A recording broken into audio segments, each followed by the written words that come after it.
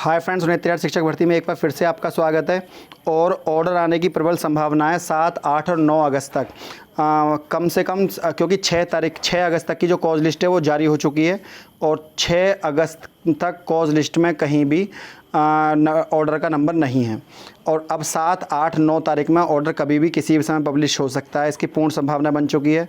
उधर 60-65 जीत की संभावना, क्योंकि जो ऑर्डर जो अंतर की बातें निकल के आ रही हैं उनसे पता लग रहा है कि जो 60-65 है वो पूरी तरह सेफ़ है और बीएड भी सेफ़ है। और 22,000 सीटों पर अलग से पिटीशन फाइल करनी होगी, क्योंकि सबमिशन में इन चीज़ों के ऊपर कुछ भी यहाँ पर नहीं लिखाया गया है। अब क्योंकि सबमिशन में नहीं लिखाया गया है तो इसकी पूर्ण प्रमाणिकता आप इस बात से समझ सकते हैं कि जब आपने लिखाया ही नहीं सबमिशन में तो उनके ऊपर ऑर्डर क्या आएगा। तो 22,000 सीटों के ऊपर आप कोई मन में सोच कर ना चलें कि आप वहाँ पर कुछ होने वाला है। 22,000 सीटों पर कुछ नहीं होने वाला फ़िलहाल, जब तक कि उसके लिए अलग से पिटीशन फाइल नहीं होगी।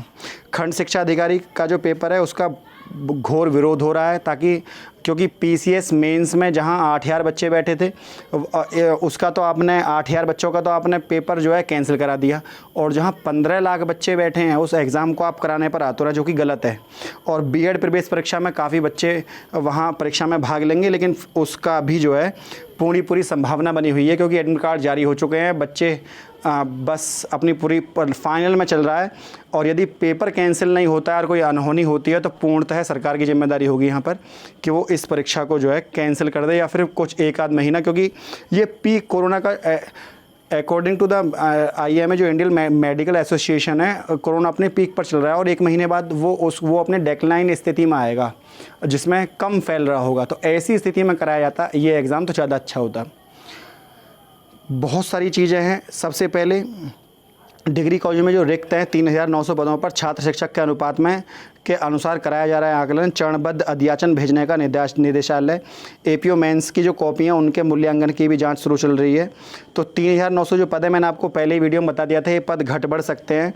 इसके अलावा BEO बीएड परीक्षा पर घमासान है। मुख्यमंत्री को लिखे पत्र में बार बार ट्वीट कर रहे हैं, और वो लेटर रीट्वीट भी आ रहे हैं कि आप हमारे जान को बख्श दें, हमारी परीक्षा आप ना कराएं।